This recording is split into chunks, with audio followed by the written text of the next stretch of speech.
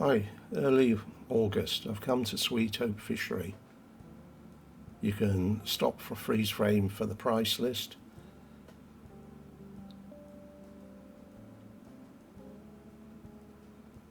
Sweethope Loughs. I'm fishing the bigger water today. That's the rules for the boat angling. And the toilet facilities and coffee making area.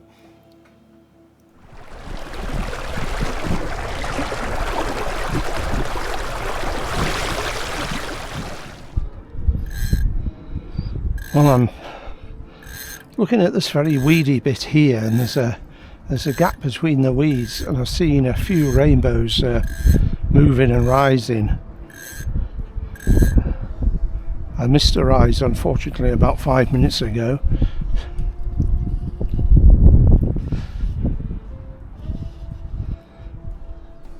And even though it's very cloudy today, the sun is managing to completely clear away the cloud in front of it. So I think you can see further down there, there's some rising going on.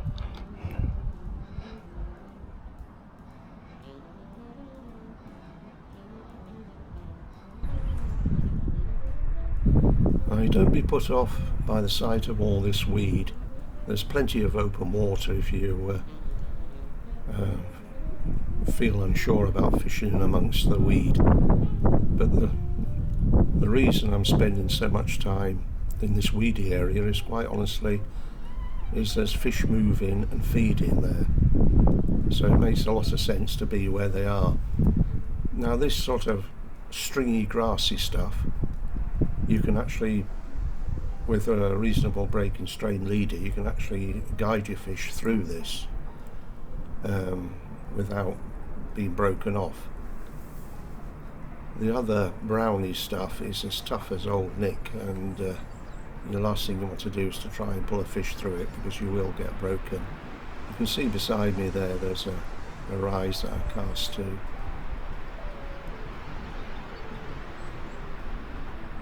I persevered quite a while with the dry fly, but I obviously wasn't offering them the right medicine for the day. It wasn't helped by the fact there was such a variety of insects on the water. I didn't know which one of that they were going for.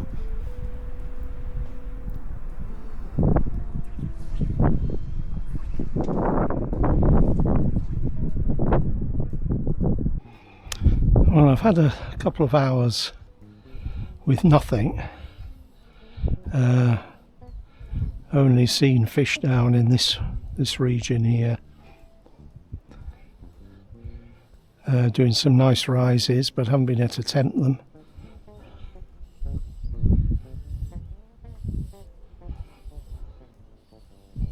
So I've changed over now to 3 small wets.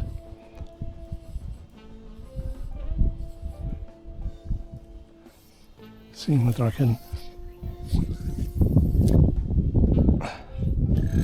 tempt something with that.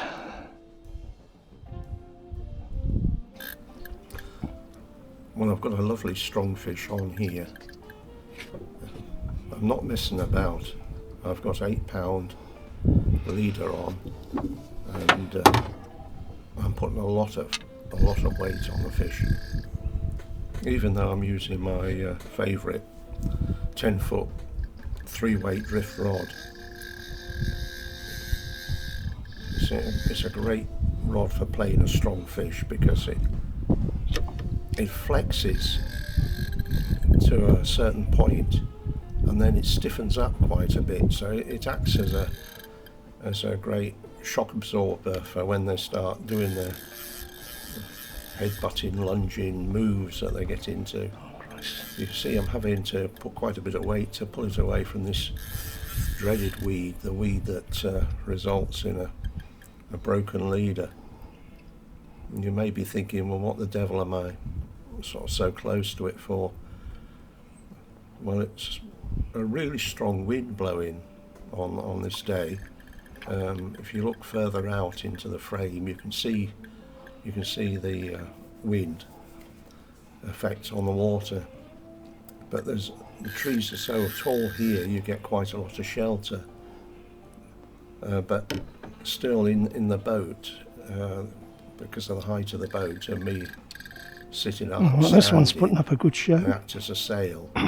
So by positioning the boat on this tough weed, it gives me a few minutes fishing without skating down to the other side of the water, which I don't particularly want to do. I had a look in the opposite corner, and there were a few fish moving about very close to the weed beds again. But the bulk of activity, as I was advised by Ant, was up in this particular corner.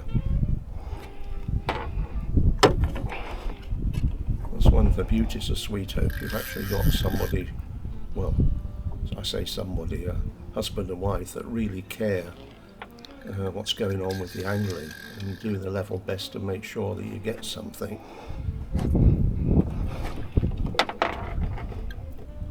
And bear in mind, this is on a red hot August day. It's a kind of day when a lot of people would consider trout fishing a waste of time.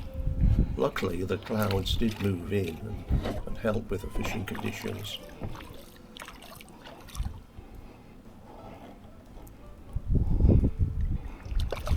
It's amazing how strong those little check nymph hooks are.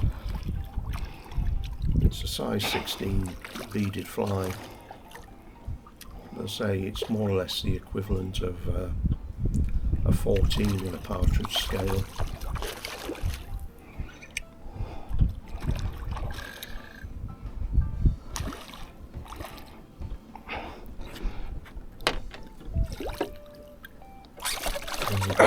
There we go. Nice fish. And this one's going for the table. Not for me, I've got a neighbour that's been bothering the dear life out of me. Anyway, it's taken a little 16 beaded fly, same thing I used in Huri.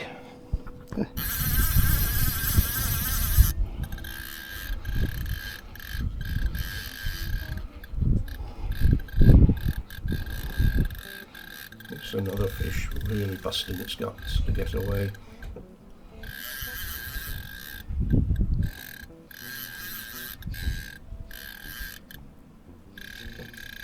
I very rarely take a fish actually now when I'm fishing, but I say I've got this neighbour and she's absolutely mad keen on any type of fish. I think they would live completely on fish, so I thought I would. It's another strong fish. Off to her.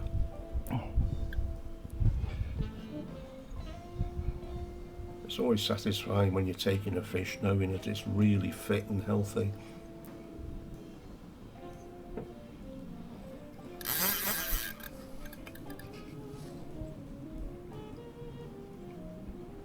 I've just taken the middle dropper off. I'm on with 2 flies now, and I've got something with a bit of bushiness on the top.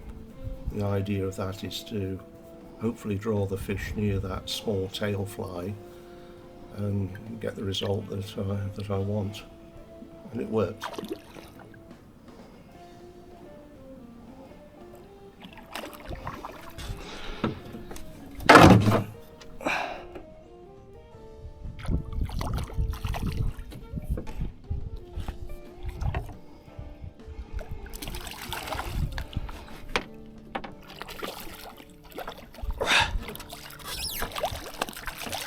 Come on, there we go. Right. So you can see that little beaded fly just on its nose. Barbless. Out it goes. And that one goes back. This little clip is interesting. The boat's drifting slowly across this little gap in the weed, and I see a feeding fish that rises. I'll zoom into it in a moment, and I'll just draw the line across where I think it's going to get to. There's a fish, so I've just drawn the line quietly across the fish. I've popped it in, short cast, just where the fish should be, and then it takes and goes absolutely mental. It's all over the place.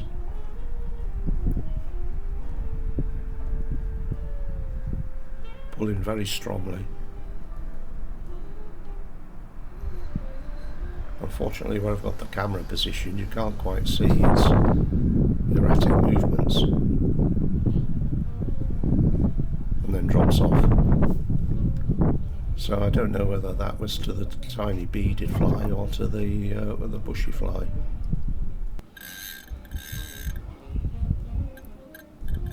Here we've got another spirited fish, and in the distance you see there's a chap in a float tube. He was absolutely amazing. He was almost keeping up with me with a boat on the motor. He sort of could zoom all over the place, and he was doing quite well. When I spoke to him, asked him how he was doing, I think he'd got 4 fish when I had virtually nothing. So, well, it was nothing. It was virtual nothing. It was nothing. So, I think he said he got his on dams or nymphs, and then something else which I've forgotten.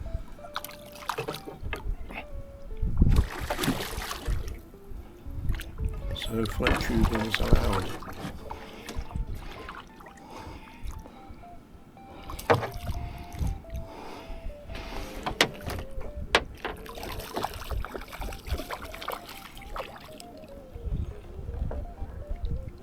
There we go.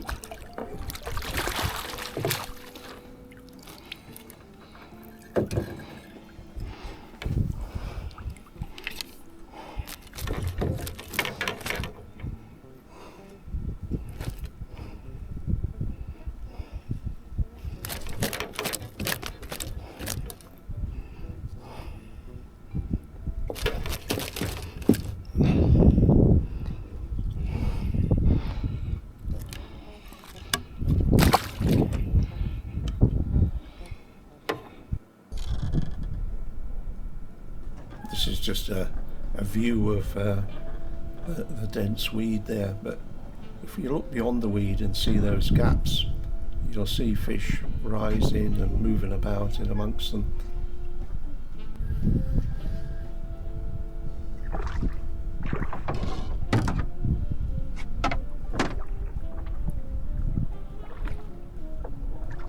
Look at the curve that drift rod's going into.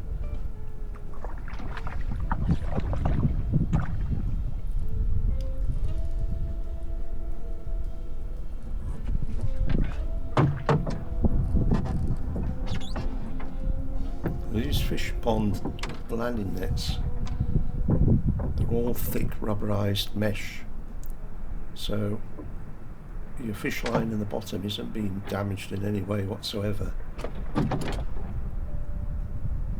And if they keep still for a second, I could get the hook out in a flash. It's generally the way they bounce around. It takes a while chasing the mouth to actually get hold of the hook.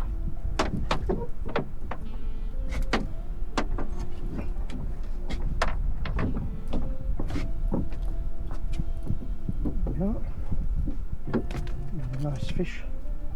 About 3 pounds in weight. This little clip is just showing you, this is basically the speed I was doing my retrieves at.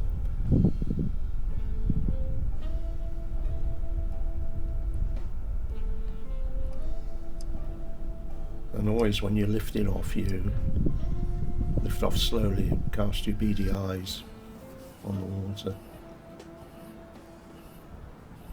There's some really sinister clouds moved in for a while and made it look as if it was going to be a big downpour, but it never happened.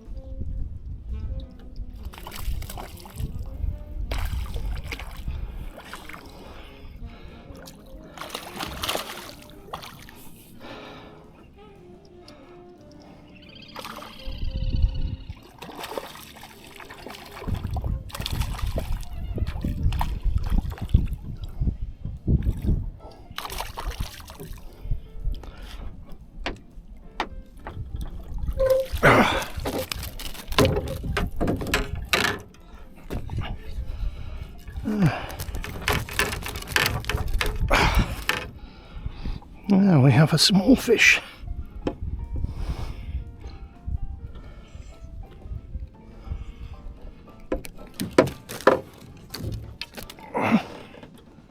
Gosh, manages to up we go, there we go. So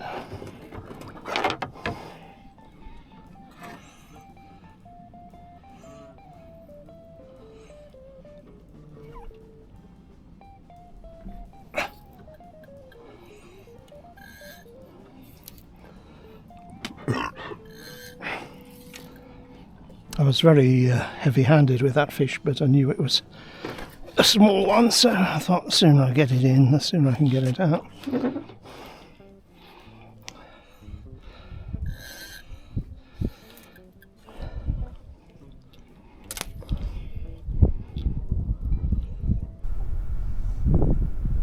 Well, I had a great day at Sweethope, so you too could have a great day. Just get yourself a place booked, and remember, Anthony and Lisa will be only too happy to help you any way they can. And it's a family friendly location as well. They want to see youngsters learning to fish, and we'll give them every possible help. And by the way, I've no financial connection, there's nothing in it for me, so don't think I'm being bribed in any way. I only give reviews on how the watering location actually is.